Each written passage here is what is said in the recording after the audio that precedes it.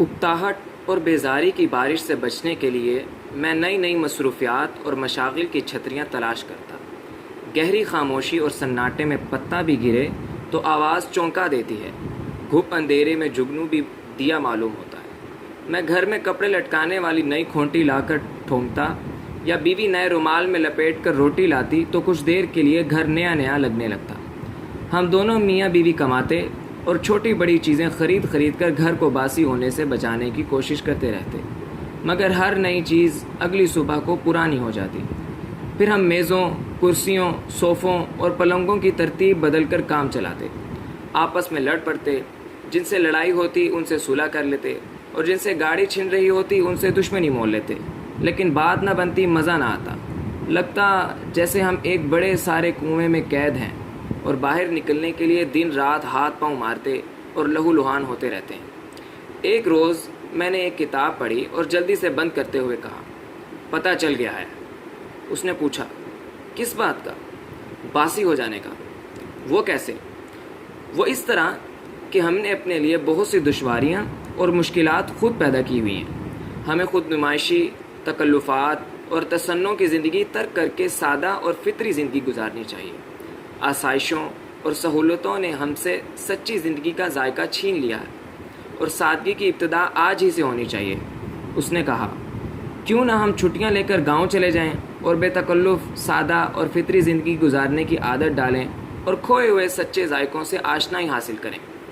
میں نے کہا، بالکل ٹھیک ہے، مجھے بھی گاؤں گئے ہوئے کئی برس ہو گئے ہیں۔ گاؤں والے جب بھی آتے ہیں شکایت کرتے ہیں کہ میں گاؤں کو بھول گیا ہوں۔ ممکن ہے آب و ہوا کی تبدیلی سے باسی اور بدبودار ہونے کا یہ احساس کم ہو جائے جو ہمیں ایک جیسے باہر سے چمکتے مگر اندر سے سیاہ لوگوں میں رہتے ہوئے دن رات گھیرے رکھتا ہے۔ اس نے کہا، پروگرام بنائیے، میں بھی ایک جیسے برتنوں میں آلو گوشت اور گوشت آلو پکا کر اکتا گئی ہوں، کہیے کب چلنا ہے؟ تم تیاری شروع کر دو، میں نے جواب دیا، اور گاؤں جانے کی تیاری شروع ہوئی۔ اخراجات کا تخمینہ لگایا گیا۔ ہم نے اپنے اپنے دفتر میں چھٹی کی درخواستیں دیں اور منظور کرائیں، ریل کار کی سیٹیں بک کرائیں اور ایک دوست سے کہہ کر ایک قابل اعتماد قسم کا آدمی تلاش کیا جو ہماری غیر حاضری میں گھر کی چوکیداری کر سکے۔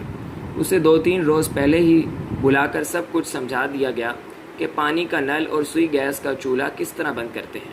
اسے تاکید کر دی کہ رات کو زیادہ دیر تک بتی نہ جلائے رکھے، دودھ والے سے 1 پاؤ سے زیادہ دودھ نہ لے، اخبار والے کو منع کر دیا ہے مگر وہ غلطی سے اخبار ڈال جائے تو اس کی دکان پر واپس کر آئے، مرغیوں کو دانہ ڈالتا رہے اور قصاب کی دکان سے چھیچڑے لا کر بلی اور کتے کو ڈالنا نہ بھولے۔ اسے ڈاک کے بارے میں بھی بتا دیا گیا کہ کہاں اور کیسے سنبھال کر رکھنی اور بے رنگ خطوط کس طرح واپس کرنے، اور اگر کوئی مہمان آ جائے تو اس کے مرتبے کا اندازہ کس طرح لگانا اور اس کے ساتھ کیا سلوک کرنا ہے، ٹیلی فون کس طرح سننا اور کیا جواب دینا ہے اور رانگ نمبر سے کس طرح نمٹنا ہے۔ شریف چوکیدار شریف اور اچھا آدمی معلوم ہوتا تھا، پھر بھی ہم نے پڑوسیوں کو فرداً تاکید کر دی کہ وہ ہمارے گھر اور چوکیدار کا خیال رکھیں اور اس کی نگرانی کرتے رہیں کہ وہ اپنی ڈیوٹی خوش اسلوبی سے انجام دے رہا ہے یا نہیں، اور اگر کوئی ایسی ویسی بات ہو جائے تو ہمیں گاؤں کے پتہ پر تار دیں۔ اس کے بعد سامان بدنے لگا۔ بچوں کے لیے خاص طور پر ایسے کپڑے سلوائے گئے جو گاؤں کی گلیوں کی کیچڑ اور غبار میں بھی کام دے سکیں۔ اپنے لیے ہم نے ریشمی اور قیمتی کپڑوں کے علاوہ سیدھے سادے اور رات کو پہننے والے کپڑے بھی ساتھ رکھ لیے۔ تولیے، بنیانیں، انڈرویئر، جرابیں، مفلر، کمبل، ٹائیاں، ہزار بند، سوٹ، کوٹ اور پتلونیں، اس کے علاوہ سویٹریں، کوٹیاں، پجامے، شلواریں، کرتے اور ہر قسم کے جوتے اور چپلیں، پتہ نہیں کس چیز کی کب ضرورت پڑ جائے۔ آخر گاؤں میں ہمیں والدین کے گھر میں تو بند نہیں رہنا تھا، اور پھر گاؤں والے کیا سوچتے کہ ان کے پاس بس یہی 2-4 جوڑے کپڑے کے ہیں جنہیں بدل کر پہنتے رہتے ہیں۔